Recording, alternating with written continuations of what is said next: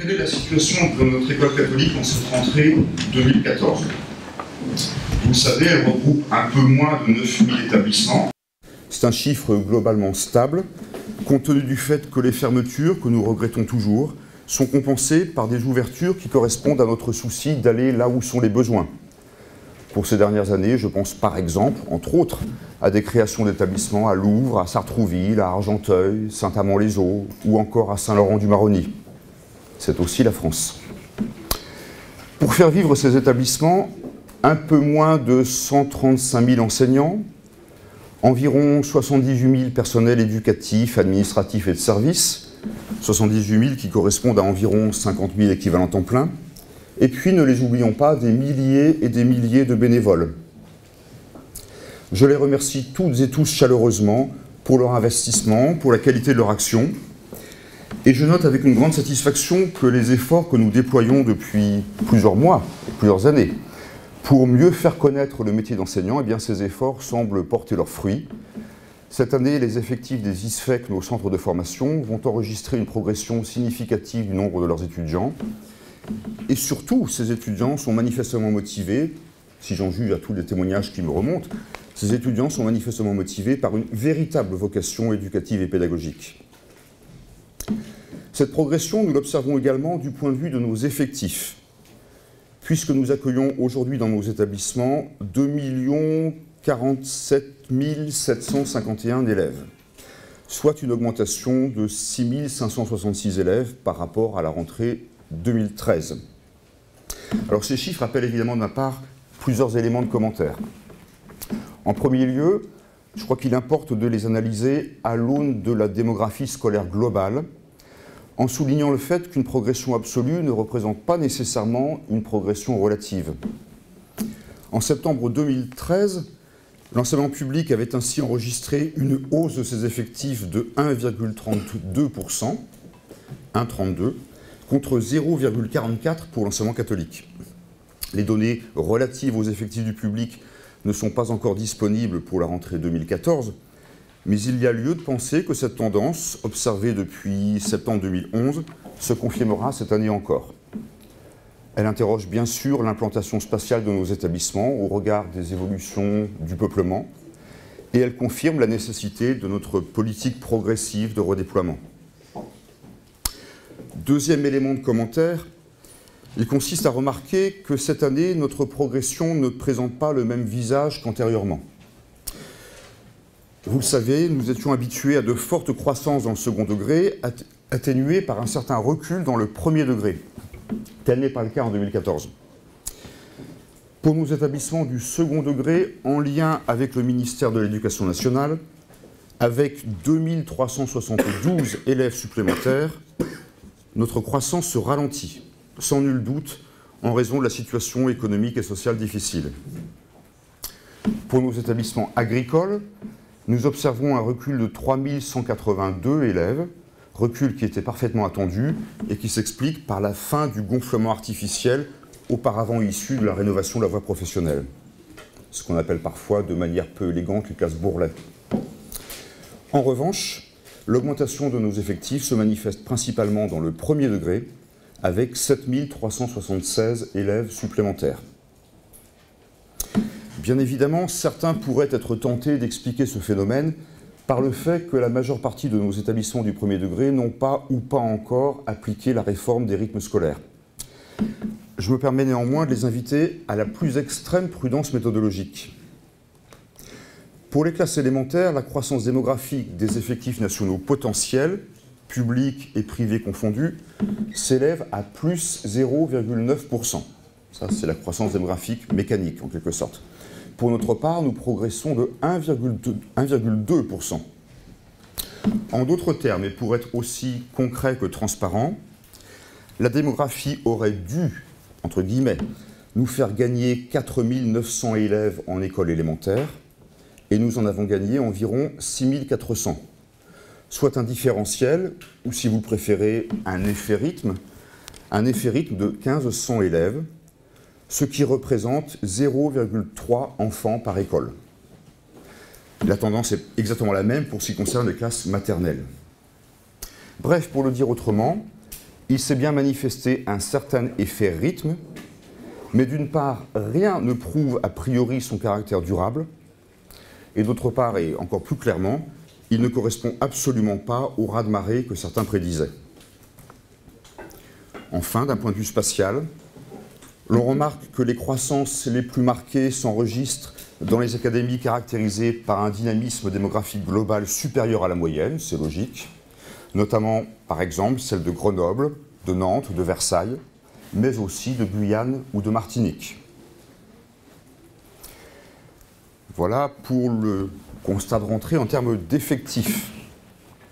Mais au-delà des chiffres qui ne constituent pas un but en eux-mêmes, il n'est pas question d'occulter les points qui requièrent toute notre vigilance et sur lesquels nous travaillons, dans un souci d'écoute du terrain et de réponse à ses besoins.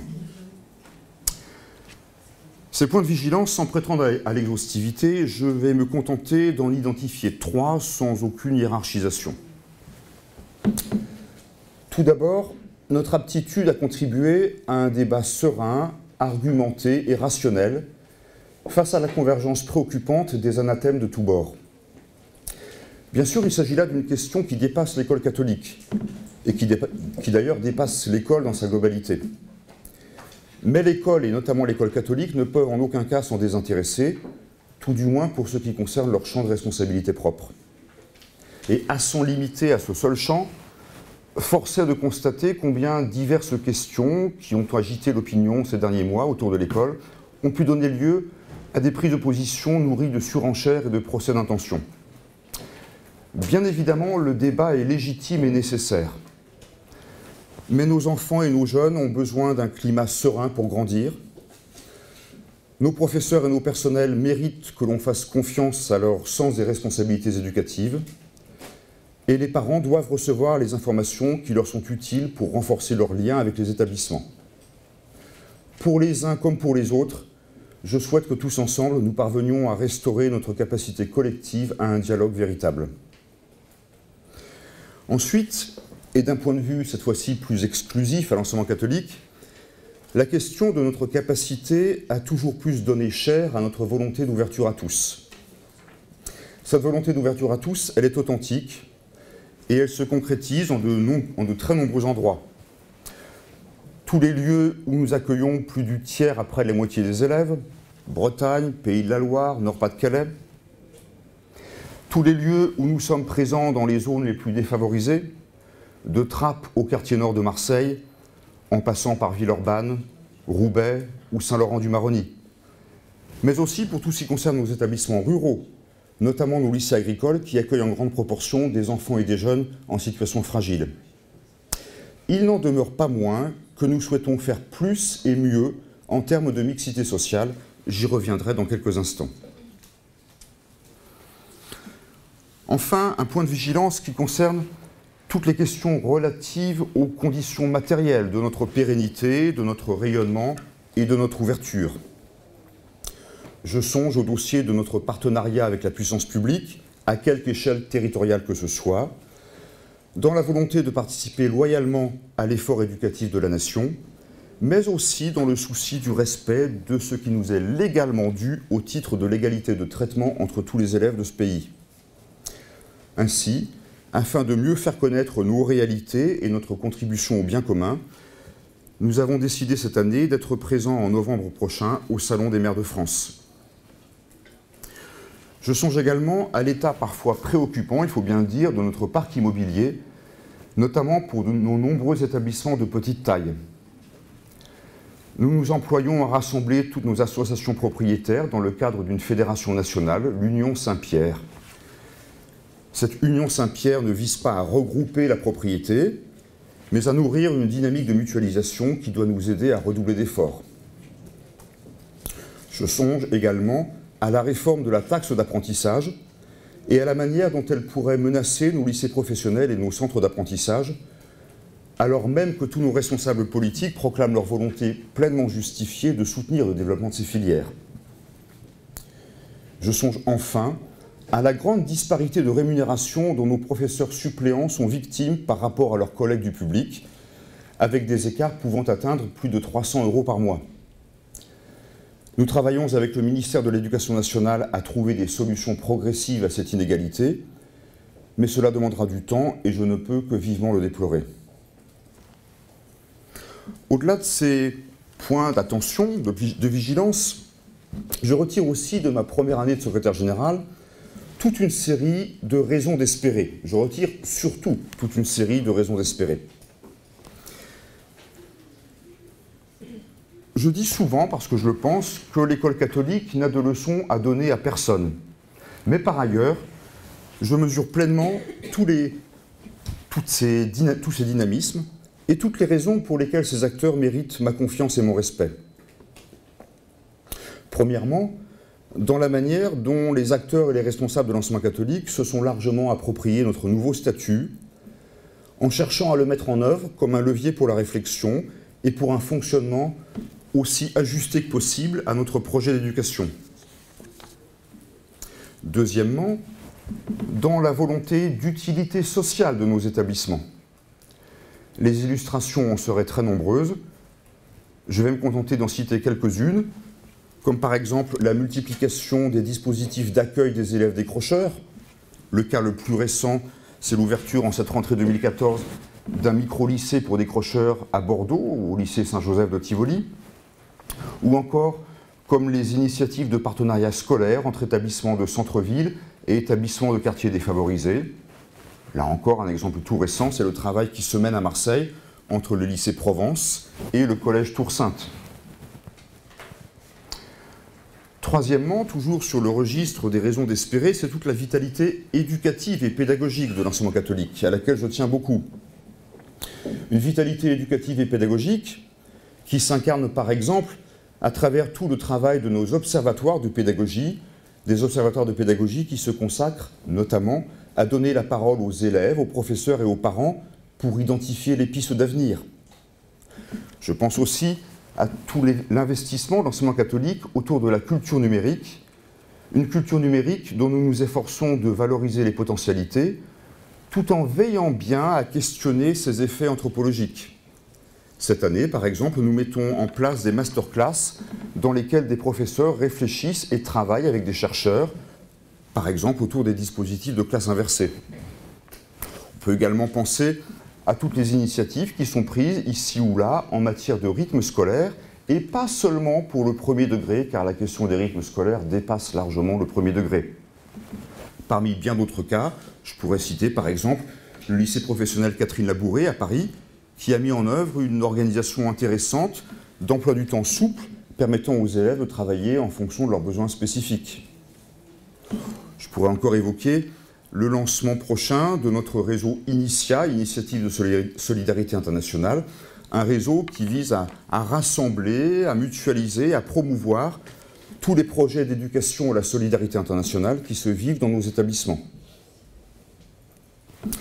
Quatrième registre d'espérance, c'est toute la place qui est faite aux parents et toute la qualité de la relation entre l'école et les familles grâce à l'action efficace des appels, nos associations de parents d'élèves. Je me félicite notamment de tout le travail qui est mené par les appels avec le mouvement ATD Quart Monde afin de rapprocher de l'école les familles qui pourraient s'en sentir les plus éloignées. Je considère que vraiment nous sommes bien là au cœur du projet d'enseignement catholique. Voilà, un enseignement catholique dont la rentrée se présente donc de manière confiante, vous l'aurez compris. Un enseignement catholique largement mobilisé, ce sera, si vous le permettez, le deuxième volet de mon propos, autour d'un certain nombre de chantiers. Alors ces chantiers sont légion, les projets sont multiples.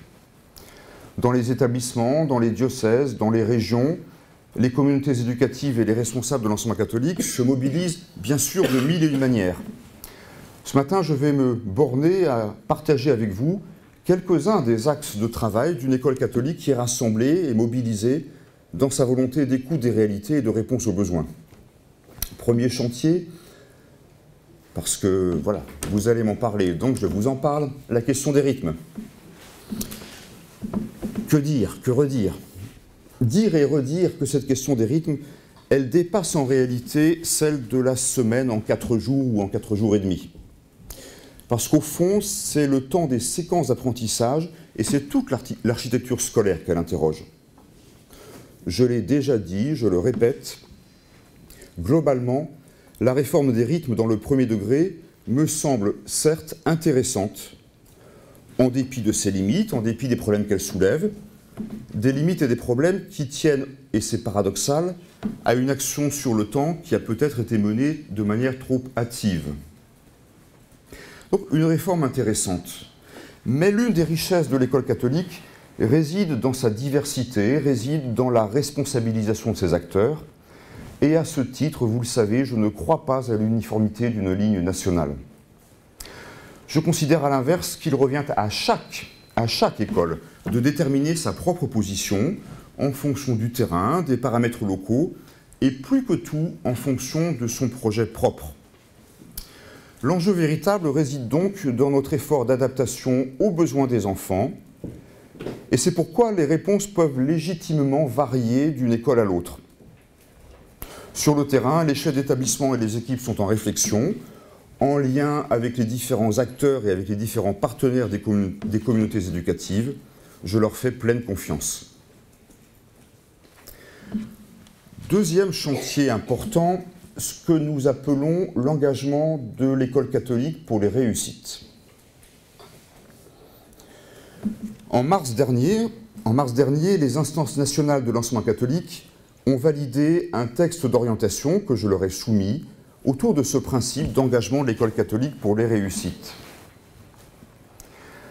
Ce texte rappelle, je cite, « qu'en fidélité à toute son histoire, comme en conformité avec son statut, l'enseignement catholique entend plus que jamais poursuivre et approfondir son action au service de tous, et notamment des enfants et des jeunes les plus fragiles, quelles que soient les formes de leur fragilité. » Tout en insistant sur le fait qu'il y a là une question de créativité éducative et pédagogique, encore plus une question de moyens, notre texte dégage ainsi des axes prioritaires, autour par exemple de l'école inclusive, de l'insertion des établissements dans la vie de la cité, des politiques propices à la mixité sociale, du développement des parcours de remédiation, etc., etc. Pour donner corps à notre ambition, ce document d'orientation appelle à la mise en œuvre d'indicateurs statistiques, des indicateurs statistiques permettant de mesurer l'engagement des établissements et mesurer leurs projets en faveur de l'ouverture à tous, autour de la mixité, de la prise en compte des diverses fragilités. Ces indicateurs statistiques, nous sommes en train d'y travailler activement, et je compte bien que nous soyons en mesure de les déployer dans quelques mois pour la préparation de la rentrée 2016, pas 2015-2016, ça demande du temps. Ces indicateurs, ils vont nous servir à répartir les moyens d'enseignement entre les établissements, en plus, bien sûr, des critères démographiques traditionnellement utilisés, critères démographiques qui conservent leur évidente pertinence.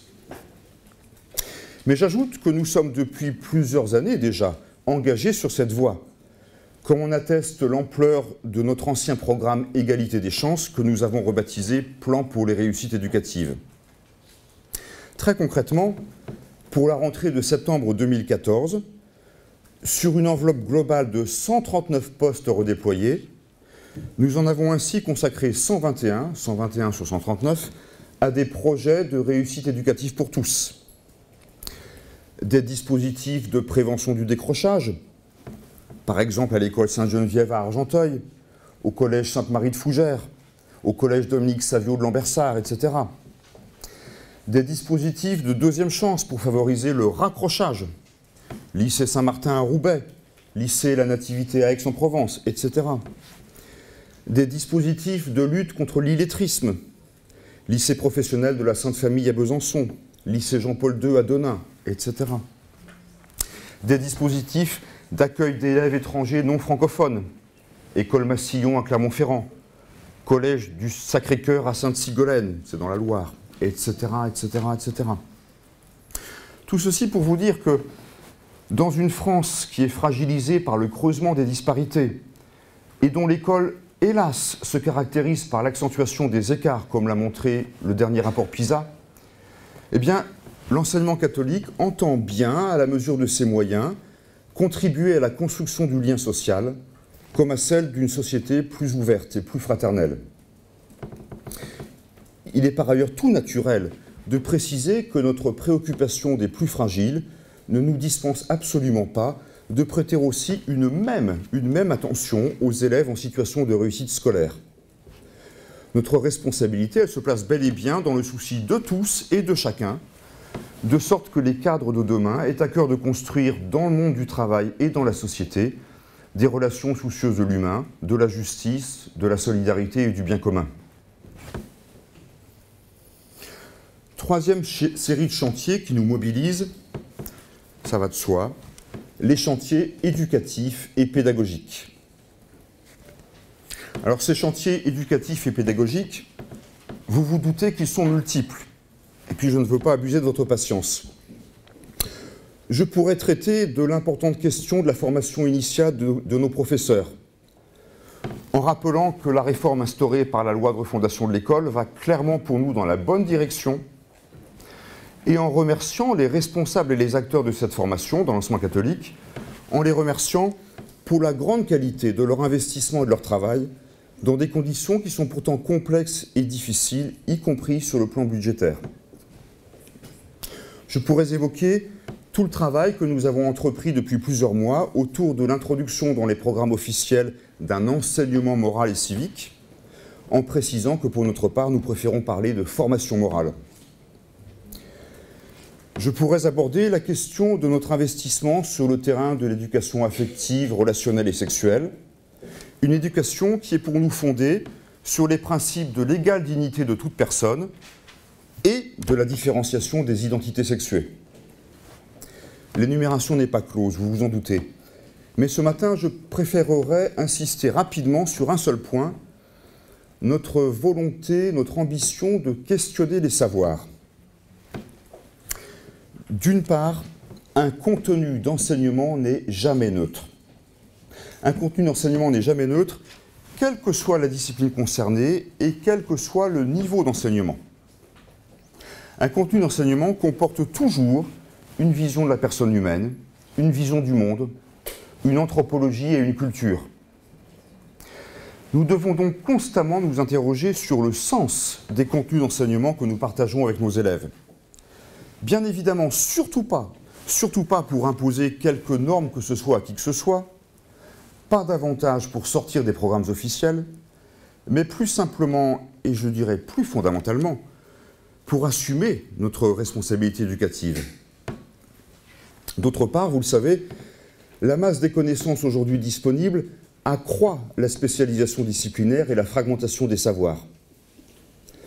De même qu'il nous faut toujours plus faire du lien entre les personnes, nous avons aussi à faire du lien entre les savoirs, de telle sorte que le dialogue des disciplines construise une culture raisonnée, une culture cohérente, une culture porteuse de sens.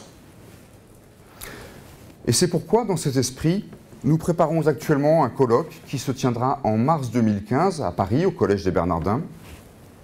Ce colloque constituera un temps d'ouverture et, je l'espère, un temps de réelle impulsion pour un chantier qui nous occupera sans nul doute durant plusieurs années. Vous l'aurez compris, et j'en finis ainsi, vous l'aurez compris, s'il fallait un dénominateur commun à tous les points que je viens d'aborder avec vous, ce serait sans doute la notion de service rendu, la notion d'utilité. Je suis convaincu, profondément convaincu, que l'enseignement catholique n'a de sens que si et seulement si il est utile. Utile aux enfants et aux jeunes qui l'accueillent, utile aux familles qui lui font confiance, mais aussi et plus largement, utile à la société française dans sa globalité. Tel est d'ailleurs bien le sens de l'article 13 de notre statut, je le cite. L'école catholique propose à tous son projet éducatif spécifique et, ce faisant, elle accomplit dans la société un service d'intérêt général. Je vous remercie. Et je suis à votre disposition. Combien d'écoles appliquent d'une manière ou d'une autre les nouveaux rythmes scolaires de l'enseignement catholique? Alors, me permettrez-vous de questionner votre question? C'est pas pour vous embêter, mais c'est d'une manière ou d'une autre. Combien d'écoles... Alors, on va se mettre d'accord. Je vous réponds en deux temps, si vous voulez bien. Combien d'écoles appliquent la réforme des rythmes telle qu'elle est mise en place dans l'enseignement public. Je rappelle qu'elle ne nous est pas légalement imposable. Schématiquement, autour de 10%. Je dis bien schématiquement. Et au jour d'aujourd'hui, combien d'écoles travaillent sur le rythme scolaire et imaginent des dispositifs évolutifs et adaptés bien davantage? Vous voyez, c'est pour ça que je me permettais de rebondir sur la formulation de vos questions. Je vous ai à peu près répondu là? Oui. D'accord. Pour préciser les 10%, Soisy-Clenevet de l'AEF, est-ce que dans les 10% figurent les écoles qui n'étaient pas passées aux 4 jours en 2008? Dans les 10%, je les inclus toutes, parce qu'effectivement, vous avez raison de le rappeler, certains de nos établissements, en vertu de la liberté que la loi leur reconnaît en la matière, et en vertu de la réflexion des chefs d'établissement des équipes et leurs projets spécifiques, effectivement, avaient anticipé, on peut le dire ainsi, d'une certaine manière, avaient anticipé sur la réforme. Bien sûr. Tenez, un exemple concret, les écoles de l'ensemble scolaire desservi de Marie à Villemomble en Seine-Saint-Denis avaient mis en place, bien avant la réforme officielle des rythmes, une organisation spécifique qui va clairement dans le sens de ce qui est devenu ensuite la réforme officielle.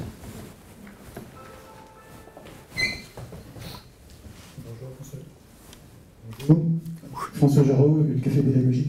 J'ai deux questions. La première sur les postes qu'on a inscrits au budget 2015. Cette année, vous avez eu 345 postes, si je me souviens bien. Et en 2015, c'est 600 et quelques, à peu près 600. 668. Merci. Vous en pensez quoi? Et l'autre question, c'est revenir sur quelque chose que vous avez dit tout à l'heure. Vous avez parlé de l'éducation affective et vous avez dit que ça se situait dans la différenciation sexuée. Et je me demandais ce que vous vouliez dire par là. Bien. Effectivement, c'est sorti hier soir, hein, le PLF. Hein, 668 postes pour l'enseignement privé associé à l'État par contrat. Ça n'était pas l'enseignement catholique, mais enfin l'enseignement catholique représente grosso modo 97 à 98% du total. Donc voilà, c'est-à-dire 668 postes. Bon.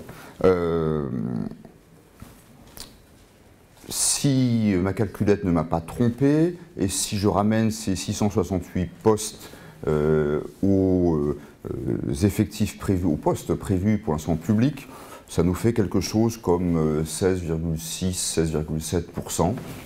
Bon. De quoi travailler. Alors après, on pourra discuter avec le ministère, avec Madame la Ministre, par rapport à l'usage des 80-20, mais ça nous permet de travailler quand même. Vous voulez... très fort en maths, mais on arrive à... Moi non plus, je vous rassure. J'ai des vieux comptes à régler. On arrivait à moins que ça. Non, parce que, alors attention, si on prend le total réel des postes, du potentiel d'enseignement en plus dans l'enseignement public, 5734. C'est ce que vous avez aussi? Ou il faut que je remonte en arrière? 5734. On voit 5734 postes d'enseignants supplémentaires devant élèves. Donc, en totalité, oui. Dont 668 pour l'enseignement privé. Alors, ça appelle juste un mot de précision, c'est que les 5734 comportent 1716 postes dévolus à la politique gouvernementale en faveur des REP et REP+. Or, je rappelle que compte tenu du fait que nos établissements ne sont pas concernés par la carte scolaire, ils ne sont pas non plus concernés par la politique des REP, REP+. Et donc, en fait, il ne faut pas mesurer par rapport à 5734, mais par rapport à 5734 moins 1716, soit 4018. Comme vous êtes très fort en maths, vous êtes d'accord avec moi? Oui, tout simplement, mais je ne voudrais pas empiéter sur la question suivante, François, mais on se dit une grande partie des postes dans le public sont affectés à la lutte contre les inégalités scolaires. On va aider les élèves les plus en difficulté, et c'est aussi votre volonté. Absolument. Et donc c'est aussi ce que nous a expliqué le directeur de cabinet de la ministre hier, en disant on ne peut pas imposer à l'enseignement catholique le plus de maths que de classe, comme si c'était quelque chose qui vous aurait été défavorable. On aurait pu imaginer que vous soyez associé à cet effort en faveur des établissements les plus défavorisés, ceux de votre réseau, et qu'une partie des postes affectés à la lutte contre la difficulté scolaire soient aussi attribués à votre enseignement catholique. On aurait pu l'imaginer, vous avez raison, mais on l'imagine toujours. En réalité, nous sommes en dialogue avec le ministère et nous y travaillons, simplement d'une façon qui demande un peu plus de temps et qui explique que ça ne soit pas applicable tout de suite. Je précise mon propos, mais je n'oublie pas, M. Jarraud, votre seconde question. Lorsque l'on raisonne en observant l'enseignement public, les choses sont simples. Il y a une carte scolaire, il y a des établissements qui, en fonction de cette carte scolaire, sont labellisés REP, REP+. Ça va, c'est pas compliqué. Enfin, c'est pas compliqué. Sur le terrain, si, bien sûr, un travail éducatif, hein, mais en termes de politique gouvernementale, c'est assez simple. Pour ce qui nous concerne, puisque, je le répète, nos établissements ne sont pas concernés par la carte scolaire, il faut mener un travail beaucoup plus fin dans l'analyse. Parce que le critère, en ce qui concerne nos établissements privés associés à l'État par contrat, nos établissements d'enseignement catholique, le critère, ça n'est pas celui de leur implantation spatiale. Le critère, c'est celui beaucoup plus véritable du type de population et de la mixité de la population qu'ils accueillent. On peut très concrètement observer que certains établissements de l'enseignement catholique situés géographiquement dans des zones REP, REP+, ne sont pas nécessairement, si l'on s'efforce d'être honnête, et ça n'est pas une critique contre les établissements en question, bien évidemment pas, mais ils ne sont pas nécessairement éligibles à l'équivalent d'une politique REP, REP+. A l'inverse, certains de nos établissements qui ne sont pas spatialement situés dans les zones REP, REP+, compte tenu de leur politique et de la population scolaire qu'ils accueillent, le sont parfaitement. Est-ce que je me fais à peu près comprendre? Enfin, comprendre, oui, bien sûr. Bon. Et donc, le travail que nous menons avec le ministère, mais vous avez compris qu'il suppose quand même voilà, une analyse fine, le travail que nous menons avec le ministère vise à abonder de moyens spécifiques ceux de nos établissements qui, indépendamment de leur localisation géographique, correspondent bien à l'effort de la nation, et nous y participons, en faveur de ces élèves les plus fragiles. Monsieur Jarraud, votre seconde question consistait à me demander ce que j'entendais par identité sexuée, c'est ça? Différenciation sexuelle. Différenciation sexuelle. C'est très simple, enfin c'est très simple à dire comme ça. C'est le fait que, voilà, vous ne serez pas surpris si je vous dis que l'école catholique se nourrit d'une vision chrétienne de la personne, et que cette vision chrétienne de la personne rappelle ou consiste à rappeler que toute identité sexuée se conjugue toujours dans la combinaison entre un donné biologique et un construit culturel. Et il y a toujours, voilà, ça vaut pour toute personne humaine, c'est toujours au carrefour du donné biologique et de la construction culturelle, dans une histoire personnelle, que se construit l'identité sexuelle. Mais cette identité sexuelle, elle repose, c'est bien le socle de notre anthropologie chrétienne, elle repose fondamentalement sur la différenciation et la complémentarité. À propos du statut de l'enseignement catholique, vous nous avez dit que sur le terrain, le statut avait été bien approprié par les acteurs. Néanmoins, n'y a-t-il pas eu, à votre connaissance, des évêques qui auraient cherché à imposer des chefs d'établissement à des OGEC ou à des établissements qui souhaitaient la nomination d'un chef d'établissement de leur choix, qui n'aurait donc pas plu à l'évêque, entre guillemets? Les établissements catholiques ne sont pas en lien avec l'Église. Ils sont associés à l'État, ils ne sont pas associés à l'Église. Les établissements catholiques ne sont pas associés à l'Église, les établissements catholiques sont l'Église.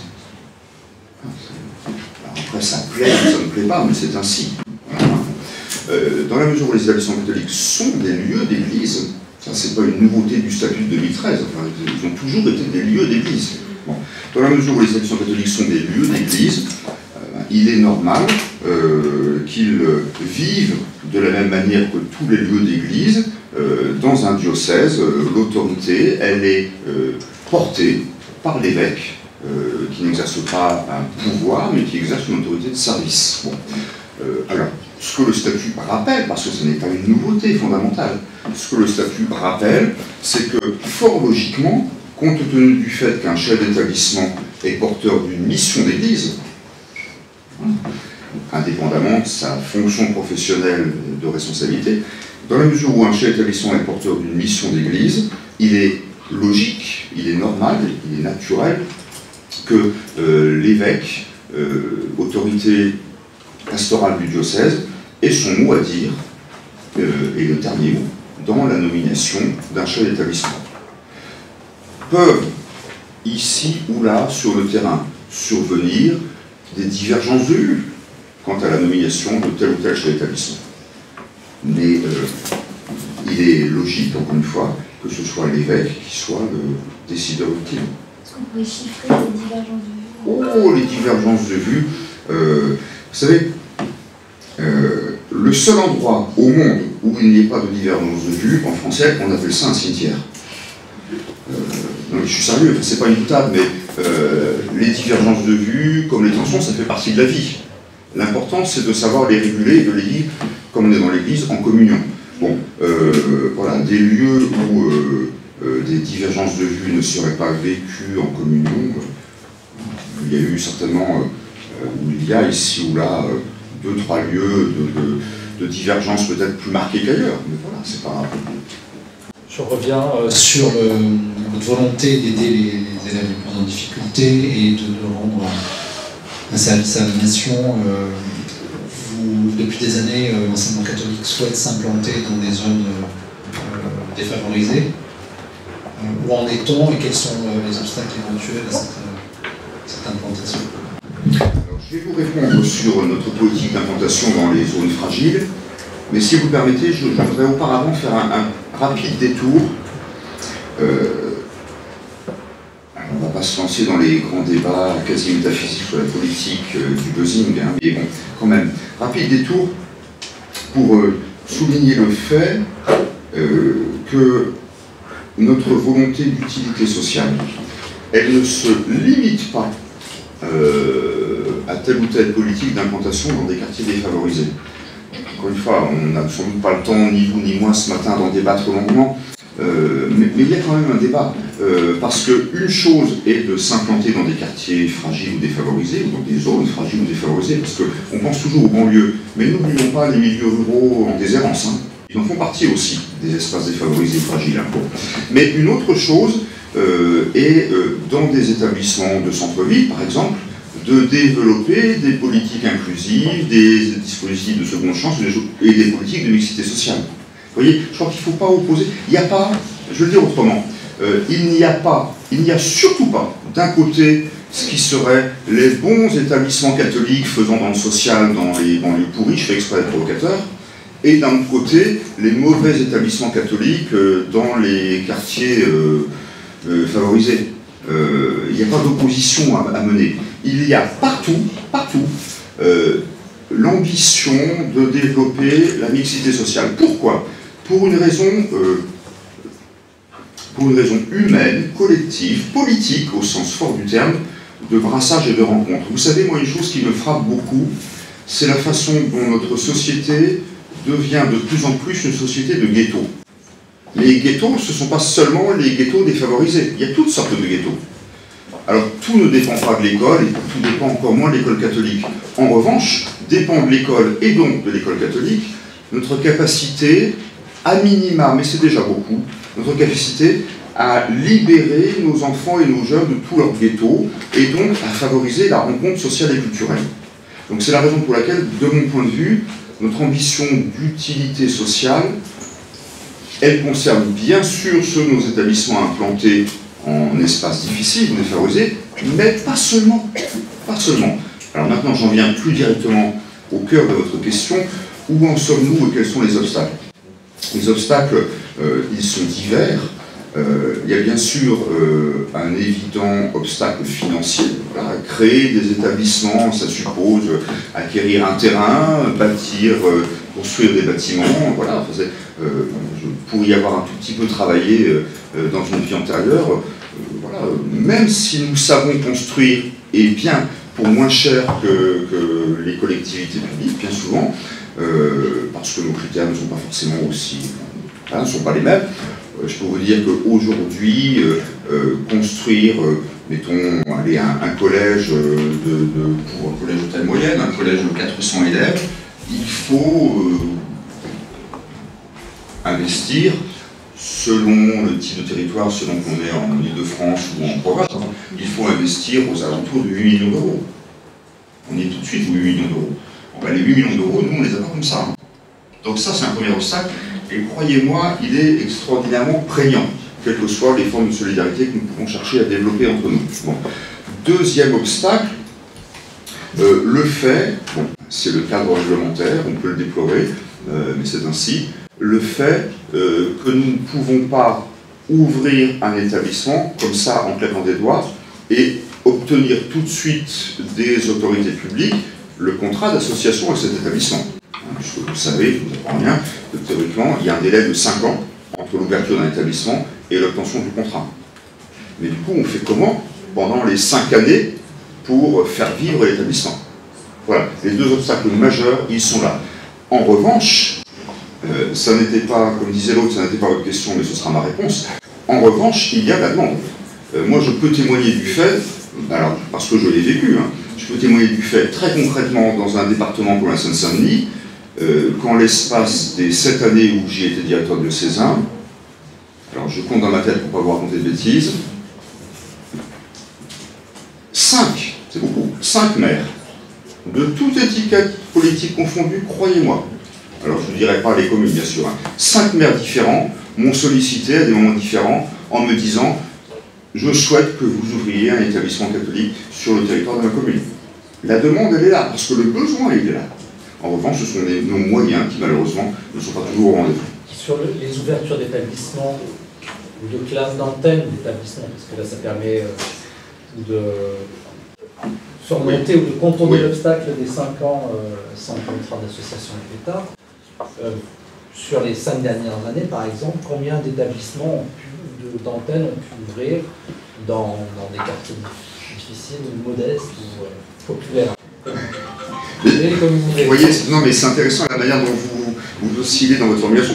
Voilà, c'est difficile de vous répondre. Comment est-ce que on détermine ce qu'est ou ce que n'est pas un quartier? On va dire dans des quartiers de la politique de la ville. Si vous préférez, ça fait un critère objectif, mais c'est peut-être un peu... Oui, d'accord. C'est un critère qui a le mérite d'exister, d'être... Alors sur ce critère-là, vous disiez sur les 4-5 dernières années, je réponds 7 à 8 établissements.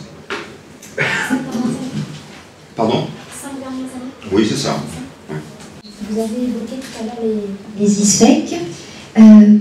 Vous disiez, je crois, que certains pourraient être en difficulté financière. Est-ce qu'il ne serait pas du coup opportun de faire une formation commune dans les SP pour les enseignants du privé et du public? Une convention a été, un protocole d'accord a été signé à cet égard en juillet 2013 entre d'une part Vincent Peillon, à l'époque ministre de l'Éducation nationale. Vous aurez observé qu'en une année d'exercice, j'en suis à mon 3e ministre. Il faut que je m'interroge quand même. Hein. Donc en juillet 2013, Vincent Peillon, Geneviève Furazo, à l'époque ministre de l'Enseignement supérieur et de la Recherche, et Éric Delabarre, à l'époque secrétaire général de l'Enseignement catholique. Et entre autres choses, ce protocole d'accord signé donc, il y a un peu plus d'un an maintenant précise bien que l'enseignement catholique accueille en son sein, les ISFEC, celles et ceux qui souhaitent exercer le métier de professeur dans ces établissements.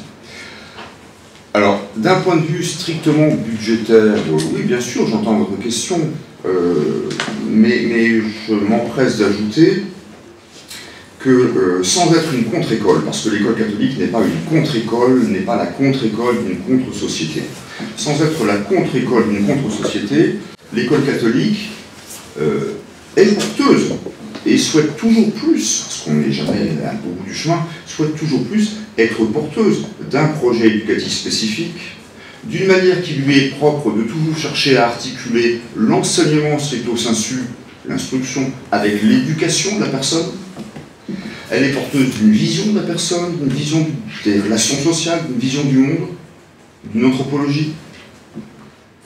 Et donc, tout en respectant la liberté de chacun, et notamment de chacun de ses maîtres, il est pour nous important que nos futurs professeurs baignent lors de leur formation dans un climat qui, je le répète, respecte pleinement leur liberté, mais qui les nourrit du projet propre à l'école catholique. Donc, oui, nous tenons à ce que nos ISFEC continuent à mener tout le beau travail qu'ils effectuent. Est-ce que au sein des élèves des ISFEC, des futurs enseignants, il y a des étudiants, n'y a-t-il pas quand même une certaine tendance à une moindre adhésion au projet catholique lui-même, et du coup un panel d'étudiants qui est aussi plus divers à gérer? Est-ce que les ISFEC sont outillés pour ça, ou est-ce que vous pouvez nous donner la tendance aussi parmi les étudiants de ces ISFEC? Alors je dirais d'abord que la diversité n'est jamais un problème, elle est toujours une richesse. Enfin, je ne dis pas, c'est pas la langue de bois, hein, voilà, je pense réellement. Ça, c'est le premier élément de réponse. Ensuite, nous observons, au contraire, hein, nous observons depuis plusieurs années déjà, hein, je ne saurais pas vraiment dater la tendance, mais ça fait bien au moins 5 ou 6 ans, et peut-être même un peu plus, nous observons le fait que de plus en plus rejoignent nos centres de formation, qui maintenant s'appellent des ISFEC, les 5-6 ans c'est encore autre chose, hein, rejoignent nos centres de formation des jeunes, et pas que des jeunes, parce que voilà, il y a aussi des réorientations, mais en tout cas des étudiants chrétiens, de plus en plus, ou des étudiants qui, sans partager la culture et la foi de l'Église, adhèrent pleinement au projet d'éducation chrétienne que portent nos établissements. Donc la diversité, encore une fois, nous lui faisons toute sa place, mais nous n'avons pas de problème avec des étudiants ou de futurs professeurs qui ne seraient pas à leur aise avec le projet d'enseignement catholique. Je vous remercie et je vous souhaite une bonne journée.